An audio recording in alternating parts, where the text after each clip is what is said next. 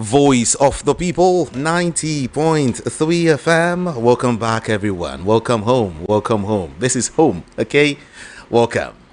Check your time now. It's 10:51 a.m. and today is the third day in the month of July 2025. And this is Voice of the People, 90.3 FM. My name is Jude.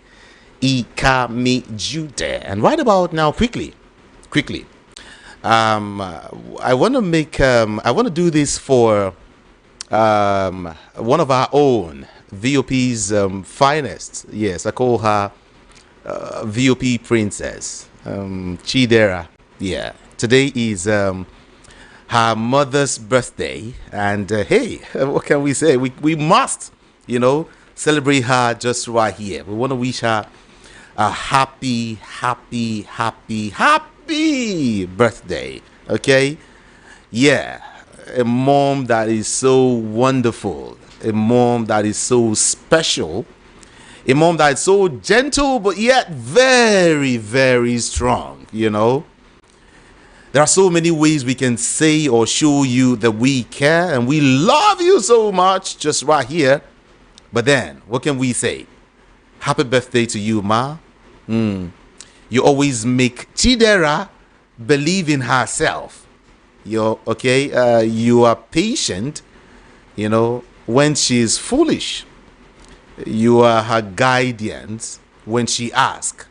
You are her everything. All right? In her words, let me say this. It seems you can do most things for me as a mother. Just anything I ask from you, you give to me. You are the master of every task, Mama. You are a dependable source of comfort.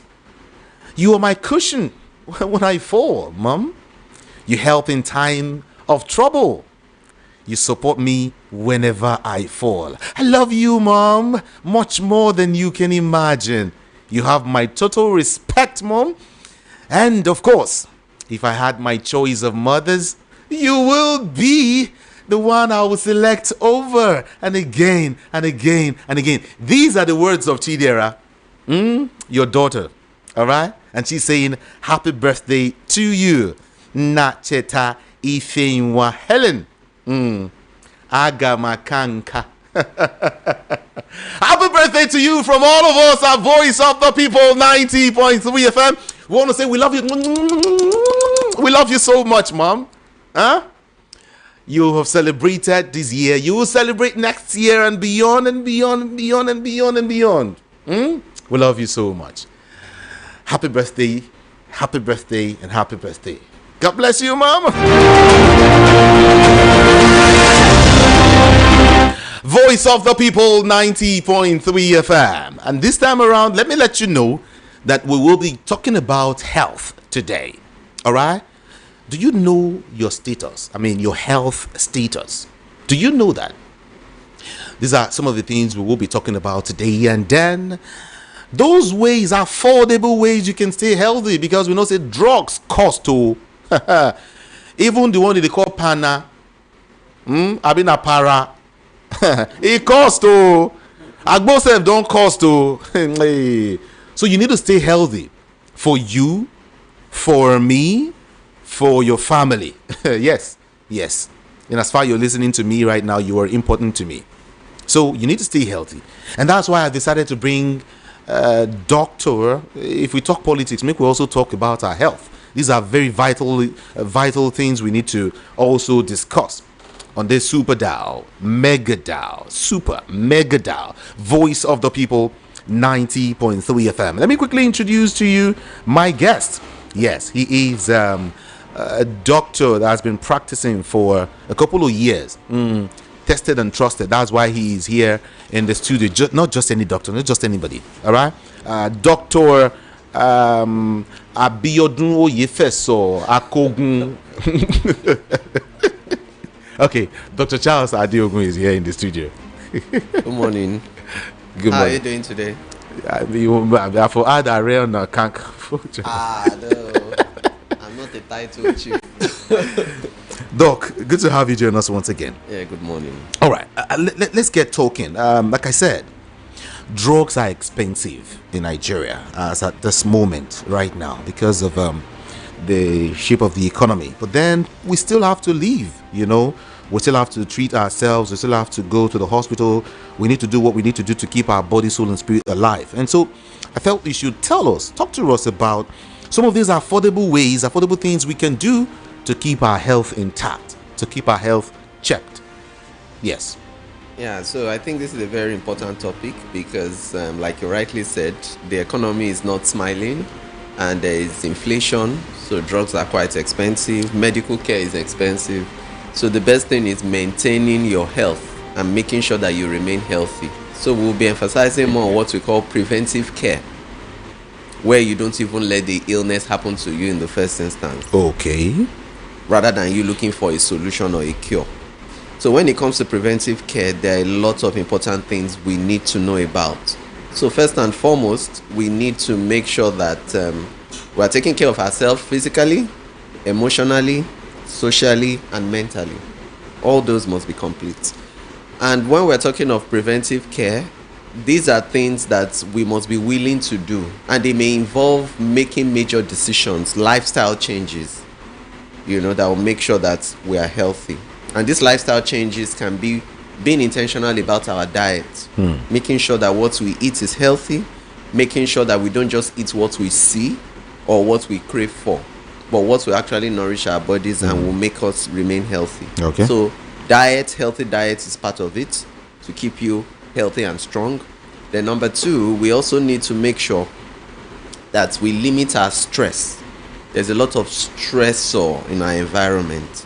There are a lot of things that give us pressure, give us anxiety. We read the news, we listen to what we see in the papers and all that. And all those, they elicit some kind of responses from us, being uncertain about the future. We have business challenges here and there.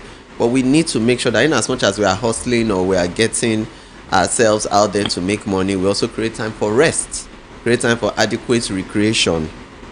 All this will also help us to refresh ourselves, rejuvenate ourselves so that we can be in the best shape or form to be more productive. Then thirdly, we also need to exercise. A lot of people, they get so engrossed with one thing or the other that they are doing, or they just say, I don't even have time for exercise at all. Exercise is not for me. There's no time. But the truth of the matter is, if you don't exercise, your body would pay for it one way or the other. Because we have said it countless times that people that are sedentary or don't exercise are at an increased risk of several medical conditions, from cardiovascular problems to being overweight to having circulatory problems, and then even being at risk of hypertension, diabetes, and even certain types of cancers. So you don't want to put yourself in that situation. And like we've also known, when you exercise well, research has shown that your body releases some feel-good chemicals called endorphins. And once they are released into your system, they kind of relax you. They help you get a better quality of sleep. And then overall, your mood is better. I'm glad a lot of Nigerians are beginning to know the essence of exercise, because, a lot of gym enthusiasts are out there now. They don't joke with it at all, because they know that it has really benefited them one way or the other. So for people who are not actively engaging in that, they're encouraged to do so, because those are part of the things that will help you reduce your risk of major health challenges. So it's not when the health challenge sets in that you're now looking for solutions, which may not even be available. Then another important lifestyle change that would also encourage being healthy is cutting out addictions that are detrimental to your health. Like alcoholism, like cigarette smoking. We know that they are addictive, but you really need to work on them, because by the time you are cutting out those things that are not healthy, then your body is in a better shape to heal itself. I hear someone say, Doctor, these things you mentioned, alcohol, smoking, and all, is difficult to quit. It's very, very difficult. Yes, I agree that they are difficult, but we should also be true to ourselves that nobody was born with these things. So anything you are not born with, you can actually live without it, and that's the truth. I've never seen anybody that stopped drinking alcohol and now said that was why he died, because he stopped drinking alcohol. So anything, because there was a time you started it and there was a time you were living without it. So that means that you can actually do away with it. It may not be immediate, don't get me wrong. It may not be something that you can just sleep and wake up and say, I'm done, you know. But I think it has to do a lot with willpower. I think it has to do a lot with support, both social and emotional supports. And that's why we encourage people to sometimes have what we call support groups. In other climes, they have what we call Alcohol Anonymous, where people, they are like support groups for people dealing with certain addictions. You know, they come together and then they're able to encourage themselves. And people who have successfully, you know, withdrawn themselves from such vices, they are able to better help others who may be struggling. And then you may need to seek psychological help too when necessary. And that's where we know a lot of Nigerians may be struggling. You know, nobody wants to, of course, to be seen as they have a problem. But the moment you confront your addiction or your problem, you are able to better, you know, find your way out of it. And there are other ways to support people who want to break the addiction of smoking or alcohol, or even any other kind of drugs that they may be using. You can see a clinical psychologist, you can see a psychiatrist. You know, there are rehabilitation centers, you know, because we need to be honest with ourselves. If it's something you're dealing with, you're finding it difficult to break from, then you need help. And you need to admit that you need that help.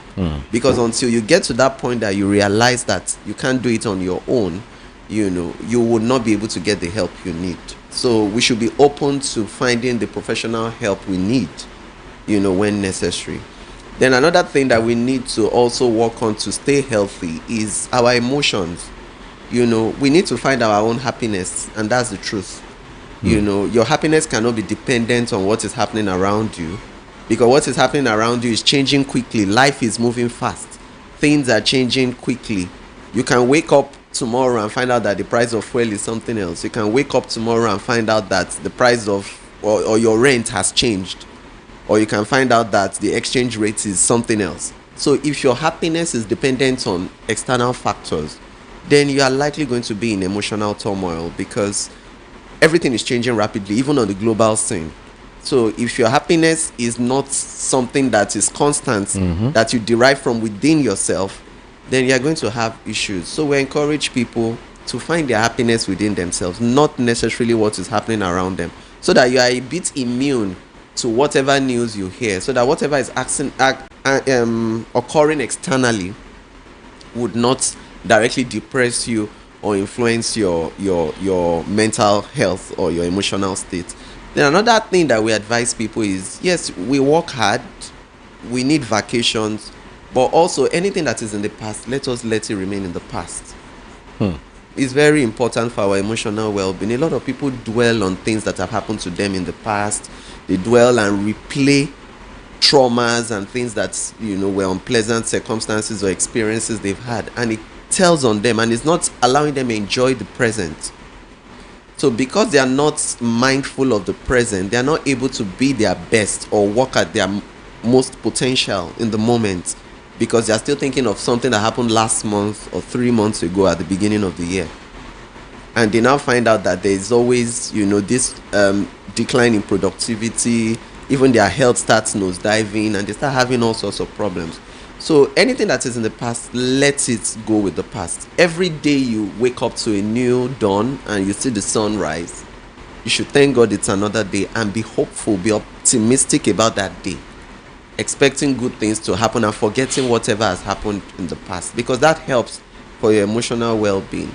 And then we should also try to, this is not being religious, but try to be at peace as much as possible with people around you, because that also takes a toll on your emotional health. So when we talk of peace, we're not saying that you should be friends with everybody. We're not saying that everybody should be your buddy. But, you know, we're just saying that you should try to at least have a cordial relationship at the workplace. Yes, with your neighbors, people you share the same space with, people you come in contact with every day. It's there's something with social health also. You can have a healthy social life too. You can't be isolated, you can't be withdrawn.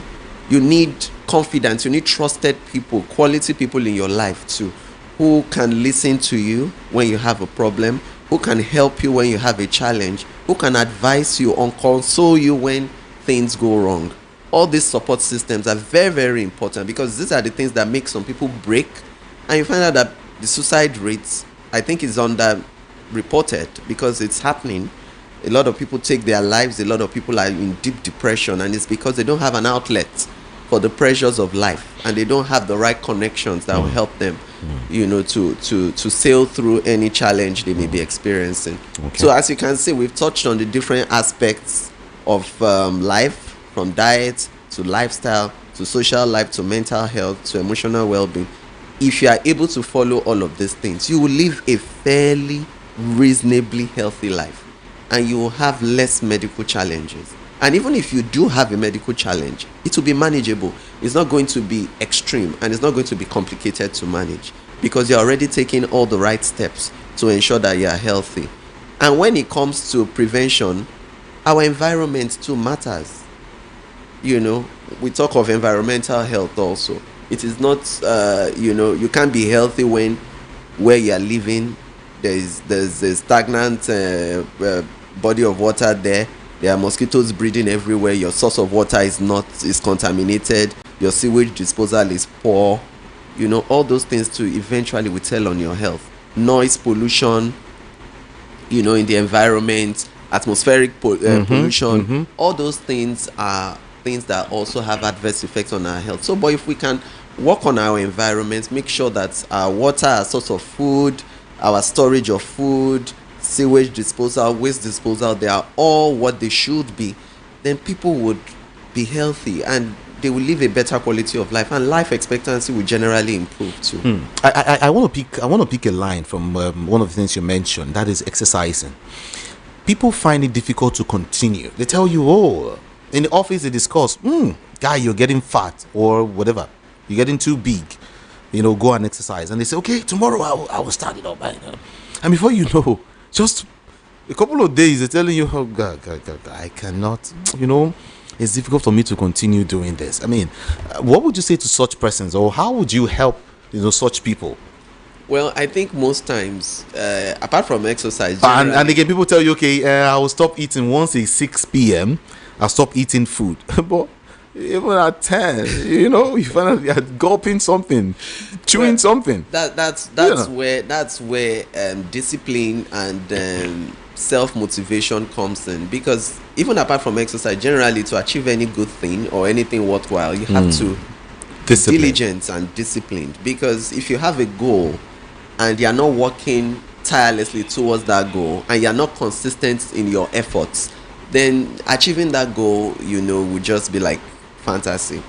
So a lot of people can actually start something, they can start a process, but pulling through and staying consistent to get the desired outcome is a lot of problem for a lot of people.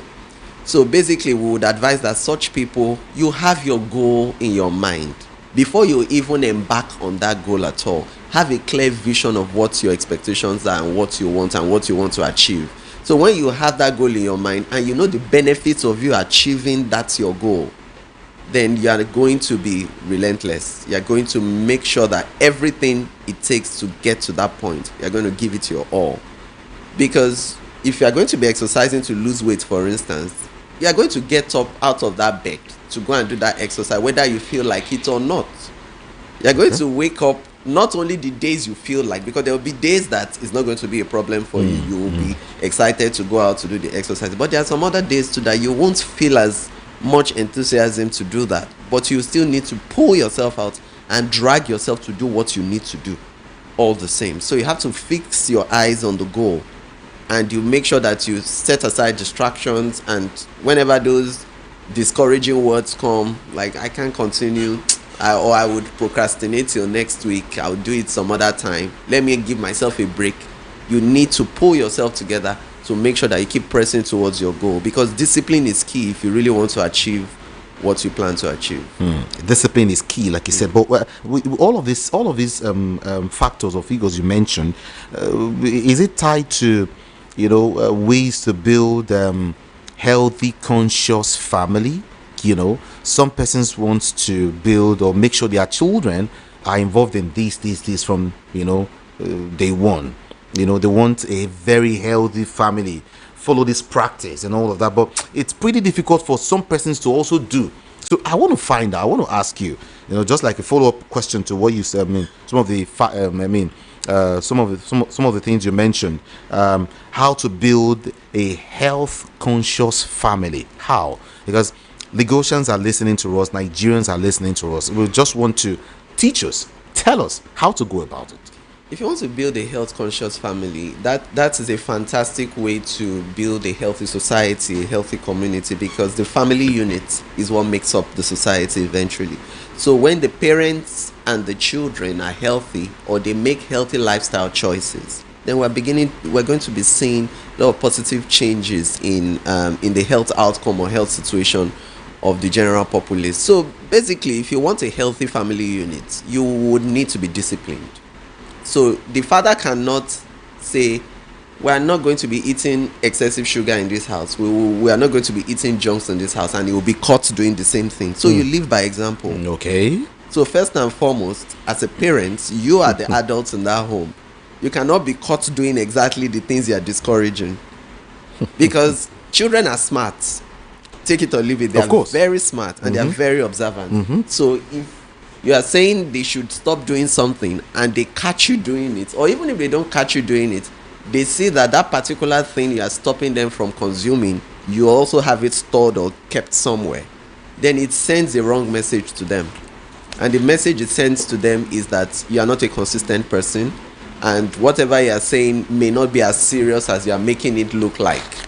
So they don't take those things seriously. But when they know that the adults in their lives are actually practicing what they are preaching, and they are living by example, and they are enforcing to them the reason why we don't want you to eat this or eat that, or this is a healthier choice for you to eat, and this is the time for you to go to bed, these are the type of activities you should be engaging in. That is the only way the children can actually make it something that is a relevant part of their lives, and they can imbibe those kind of healthy choices for them to live healthy lives. So we encourage parents, if you want your family to be healthy, you live by example. You cannot be overweight and you are saying that your children should not be overweight. You cannot be eating junks and saying they should not be eating junks. You cannot be indulging in unhealthy lifestyle and habits and thinking your children can do the opposite. So start by being the example you want to see in them. Voice of the People 90.3 FM. While we're talking, a doctor, a very good friend, came into the studio.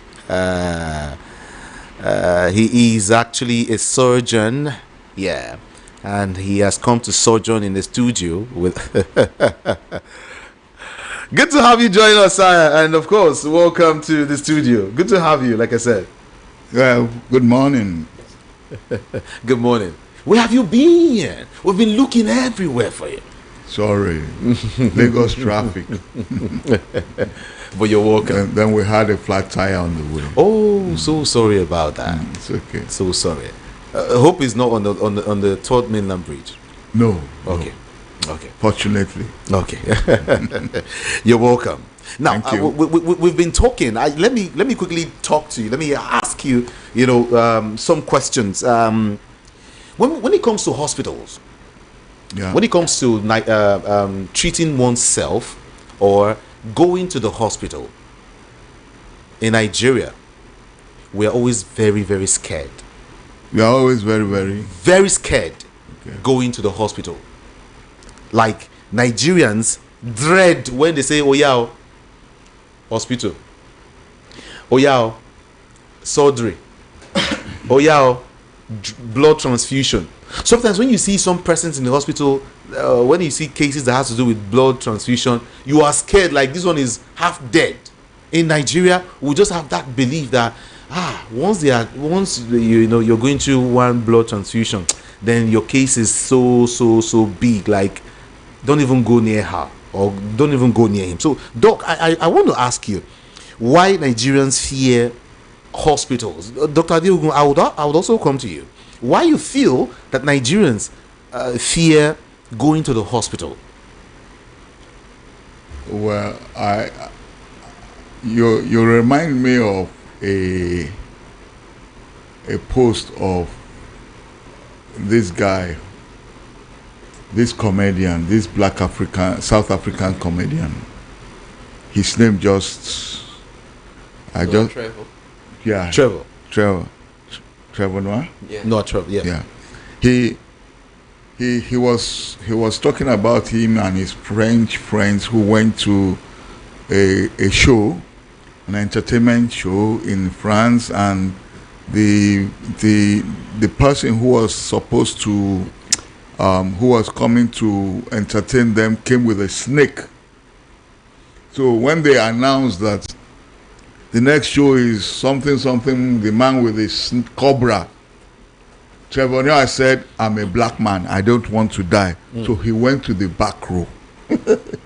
I think it's a I don't want to call it race, it's a black man thing, an African thing, that we are very scared. We are superstitious. Okay. Yes, we are superstitious. And that's why I think the Africans are very, very religious. And in Europe, I trained in Europe and I worked in Europe. They are not so scared about medicine, about surgery. Yeah, there are some situations where you find some individuals who are scared about coming to the hospital. For instance, there was a story of one of our lecturers in Poland that had breast cancer. She concealed it for so many years until the breast cancer started to fungate and smell. His colleagues had to, she was so scared to go through surgery. Her colleagues had to put some sedatives in her drink and at a party, and she slept and they whisked her to the theater and removed it before she woke up against her own will. So it's not only here. The Yoruba say ojú ni màálù ń rọ ọbẹ̀ ò dá lọ́rùn. Doctors themselves are the worst patients. Yeah. So there's that phobia there, but I think we in Africa, like Fela said, we Nigerians with the fear death too much. My papa dey house, my pikin dey home.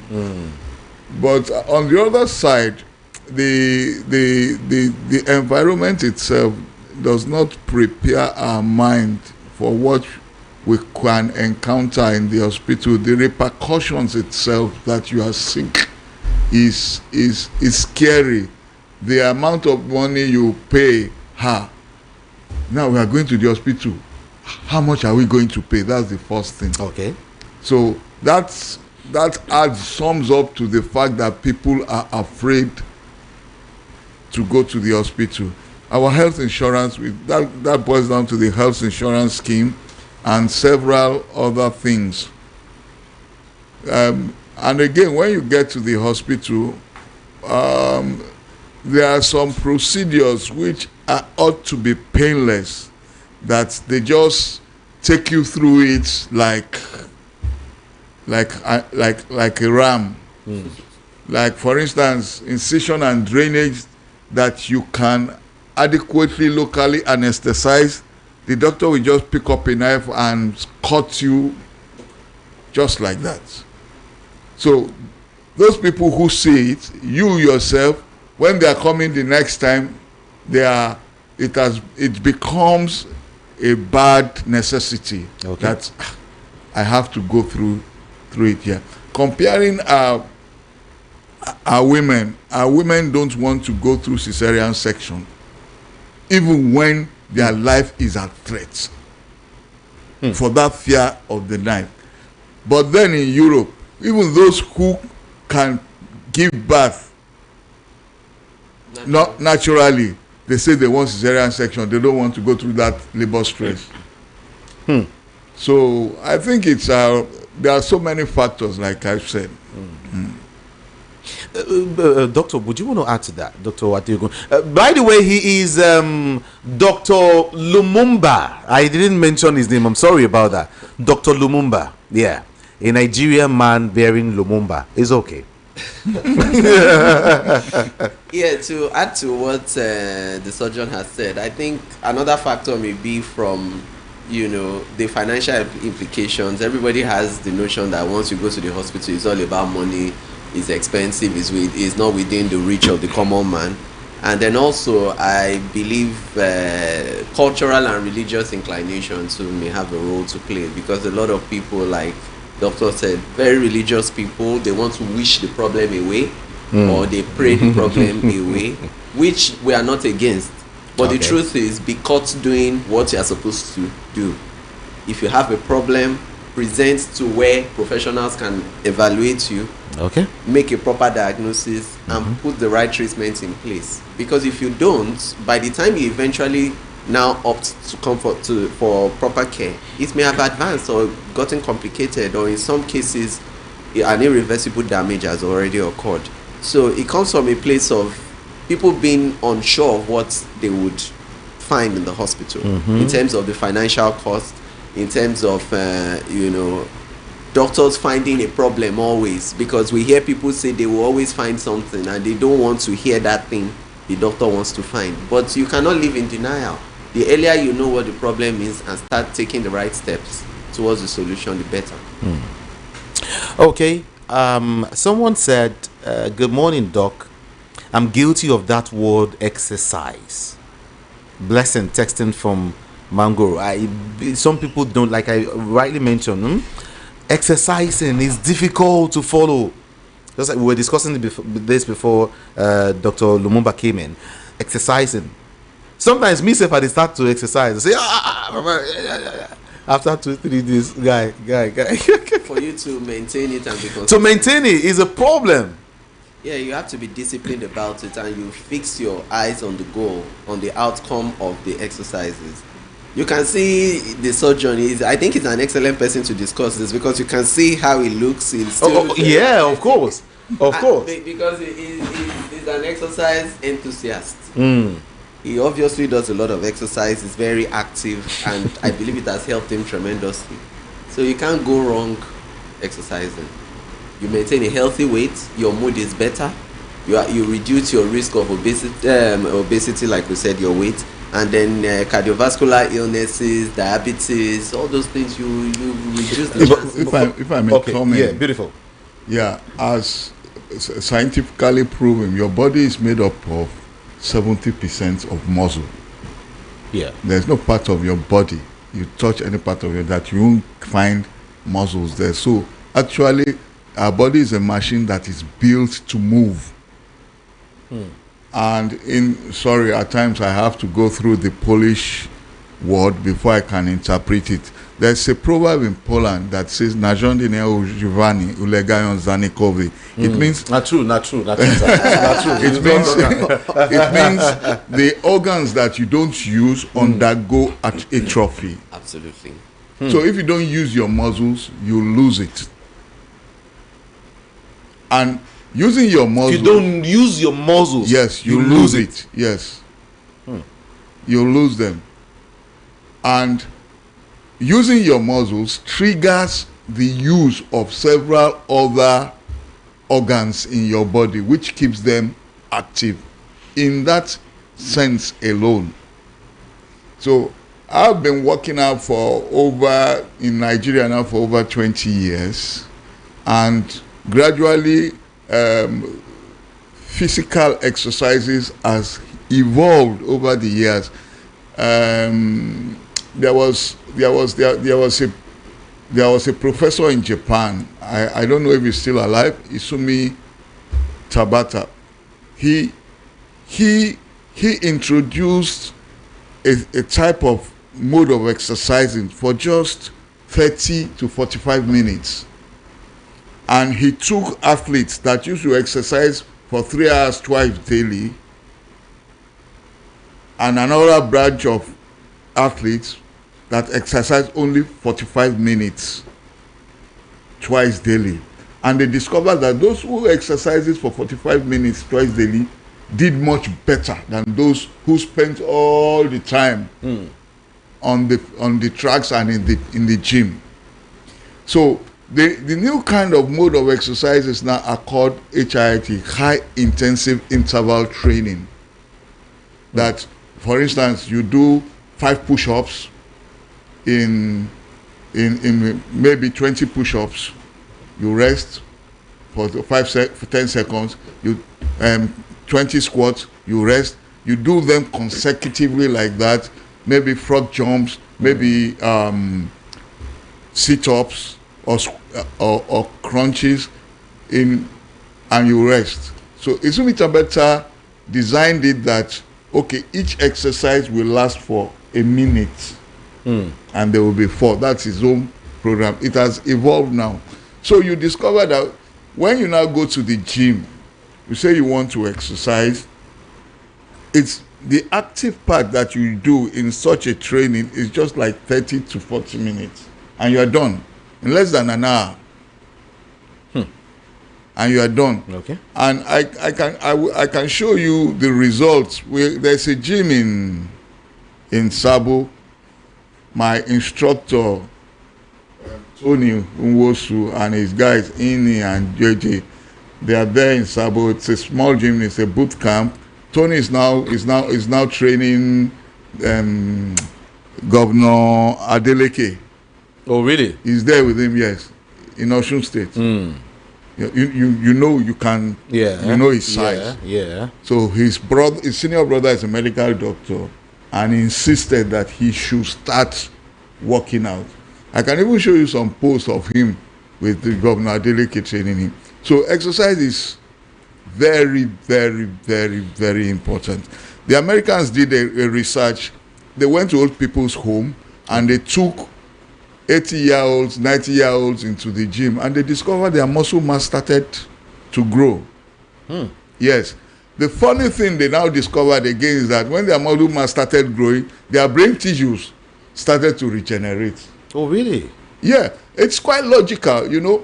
There's a motor center in our brain that controls all the muscles we move, and there's a particular amount of firing of neural impulses that will move a particular amount, a unit of muscles. So if those muscles grow, the amount of electricity to power them too must increase. So it's a feedback process. And they've discovered that people who work out are less likely to have all these Alzheimer and Parkinson diseases. There's a woman, Celestina Shepard, at her 80s, she's still winning trophies in bodybuilding, and she's stronger than people who are 22, 25. 80. I will show you her picture. You can Google her. So, and I know people who are 80 already, and they are helping them to walk up the staircase. This woman will beat you in push-ups. Of walking up the staircase. So, especially, I was with my friends. He said, one should have kids who will be able to take care of him when he gets old. So you are already expecting that you are going to be a liability in your old age. I said, I won't. Okay. I won't. There was a day my young son, 21-year-old, was feeling arrogant. When I cautioned him and taught him that, I said, look, don't think any time in your day you will be able to raise a finger against me. I will discipline you anytime. Looking at my build now, he was shivering. And which is supposed to be the other way. So there's a lot, apart from the health benefit, there's a lot of other psychological benefits you gain from being fit. But let me ask you. Yeah. I guess some persons are listening to us that will say, my kind of job, on daily basis, I am always stressing myself. I'm always carrying things. I'm always using my legs. I can walk from here to like Oshodi, and then I carry stuff a whole lot of the time. I make use of my 5 senses like very well. I'm always active every day. Do I still need to exercise? You need to. When you are doing a particular kind of activity, don't let us call it work. A particular kind of, only a particular limited group of muscles are working, which is even detrimental to your body. I used to play cricket. I played a bit of cricket when I came back from Poland. I didn't play it in Poland. And I had a friend who was very good, who played for the national team. Yinka Gbotosho, he was a fantastic bowler. he could bowl from morning till evening. When he got to Britain, he said he now went into a professional team. When the coach saw his build, he turned him away. He said he should first go to the gym because he was a right-hander, so he bowls with his right hand. His right arm and his right shoulder and his right back was so developed that it was incomparable to the left side. So he looked like a left-limbed person. Okay. So the coach said you have to have a balance. So he now went to the gym training his left side before the coach could bring him back into the, despite he was fantastic. He is an architect, a PhD holder in architecture. Even in Britain, he said they were telling him, with this kind of talent, you shouldn't be going back to architecture. You will make a lot of money in this sport. But you know us, we are brought up to read. So that you are doing something, you are more likely to hurt yourself thinking that you are exercising yourself than doing yourself good. So and apart from that, going to the gym where keeps away your stress, you relax and you work out your whole muscle. And the instructor, when he notices that you have a lack in a particular area, he helps you build that area back. So it's still necessary. Okay. Thank you, Doc. Let me get to Dr. Adeogun. We have questions now, just few though. I can only take few, and then if you want to ask more questions, you can go to Facebook or Instagram, right, and go check up Doctor's Mic. There, just you can drop messages there. Let me quickly read out this question. I drink plenty of water every day, and I don't like sex. I have stayed over 4 years now, no sex. Does it have any damage in my body? Okay. So okay. He's a man actually. Okay. So he's a man speaking. Drinking a lot of water is actually good. 60 to 70% of your body is made up of water, so it can't be wrong to take water. It helps with your digestion, helps with temperature regulation, helps with circulation. Can you get close to the microphone so we can hear you? Circulation, digestion, your bowel movements will be better. You will have fewer constipation episodes and all that. So it's actually healthy to drink a lot of water. So that's a good job on that. But when you say you don't like sex, we need to now find out in what context. When you say you don't like sex, is it that you have some sexual disabilities or you have some concerns that we refer to as erectile dysfunction? Because if you are a man and you have normal erection and everything, then there's absolutely nothing wrong with you. So if you are not having sex, it's possibly because you haven't found a compatible partner, or maybe you are going through an emotional issue that is a temporary situation, or maybe some kind of stressors around you.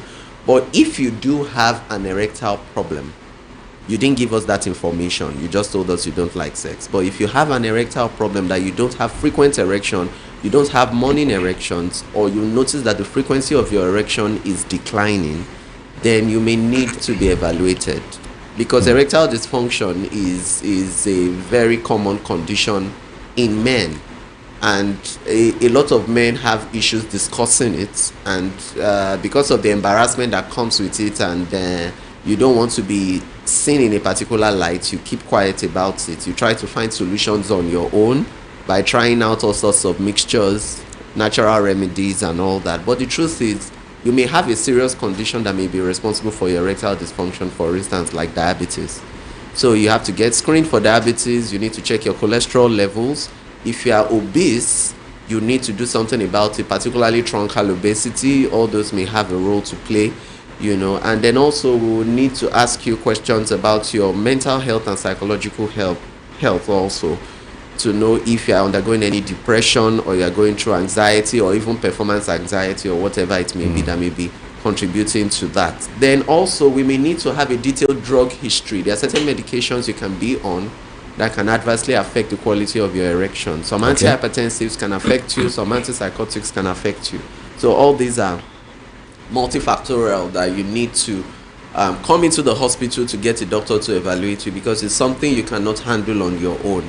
And where the problem is detected, the right treatment will be instituted. So if it's a problem with your hormones, they'll check your testosterone levels, check your prolactin levels, check your estradiol levels. All those things will help us know exactly where you fall. But a lot of people are diabetic and they are not aware, for instance. So you need to. So, doctor, what you're saying in essence is, as a man, we man enough, you're supposed to say, Abi? You know.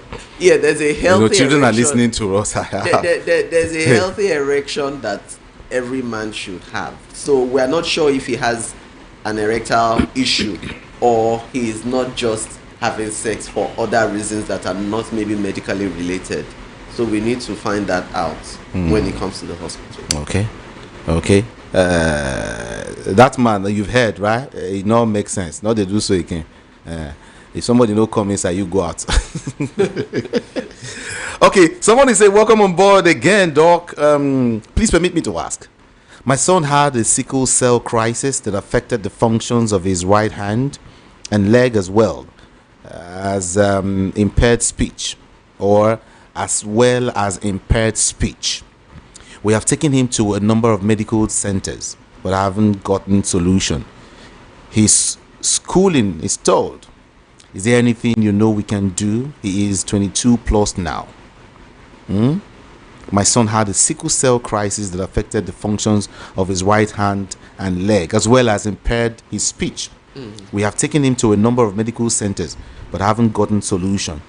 His schooling is stalled. Is there anything you know we can do? He is 22 plus now. So that is a classic example of what we call stroke in sickle cell anemia. So that's it's a known complication of sickle cell anemia, because in sickle cell, the cells are changed in shape and they can clog vital blood vessels. So apparently this has happened to some of the blood vessels supplying the brain, and it has resulted in what we call neurological deficits. So in this kind of person, he would need to see a hematologist, that is the consultant or specialist that deals with sickle cell anemia and blood related conditions. And also he would need to be reviewed by a neurologist also, that is a specialist that handles brain related issues and complications of the nervous system. So basically he would need physiotherapy also, so that he can restore function in the hand and in the leg, and possibly a speech therapist also for the speech.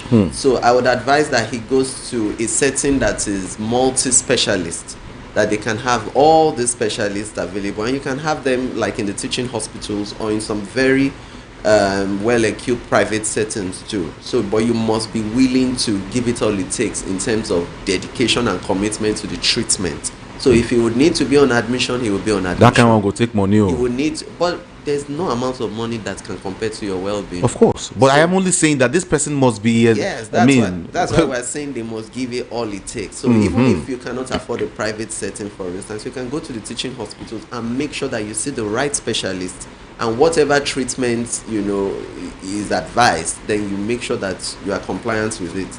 And you will notice that there will be some improvement. We know that it's a chronic health condition, but it can be well managed. Okay, Doc, you want to add to that?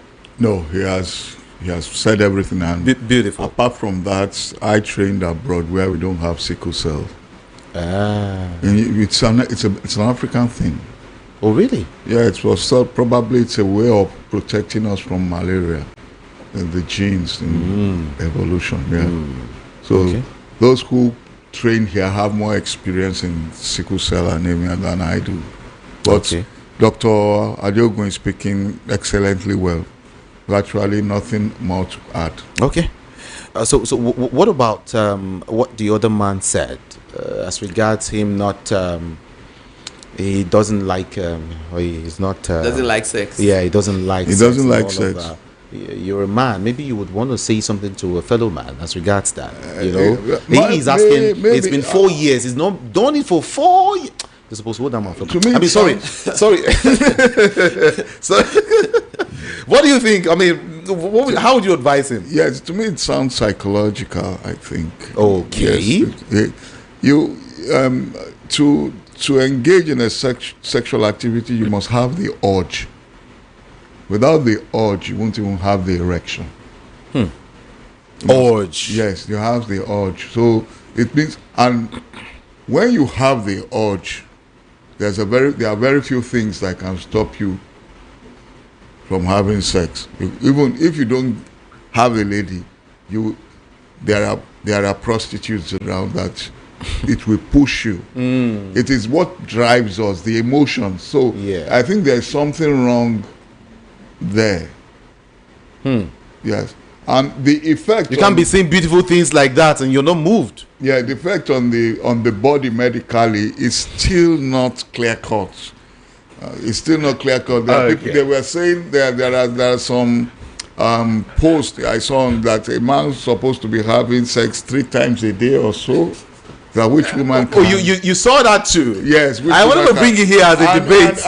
and Someone said 21 days a month. yes, and I went through I went through a research from UCH that said in the 2 groups of those who were actively having sex, and they didn't even see any influence on the prostate. So that is doubtful, but the act of engaging in sexual activity itself depends on the psychological and mental well-being of the person. Yeah. He will need to talk to some psychologist and see, well, who knows whether he's not going through a particular kind of depression. Exactly. Yeah. Okay. So that's a cause. That's a possibility because a person who has been recently bereaved or lost his job, sex will be the last thing on his mind. Yeah. Yeah. Of course. Or if you're going through some kind of stress or anxiety. Of course. Even when he sees the Nigerian lady that wants to come, he thinks about the transport fare and he doesn't have a job. He's put off. Everything just goes off. There's only one person who doesn't give shishi that I know, and that's Peter Obi. Every- He doesn't work. he doesn't give shishi. It doesn't give anything. It doesn't give. It's only Peter Obi that doesn't give shishi. Every other person should know how to give what. In the voice of wicked, you should know how to give. All right, friends. Because of my time, we have to go now. My time is fast spent. I have to run.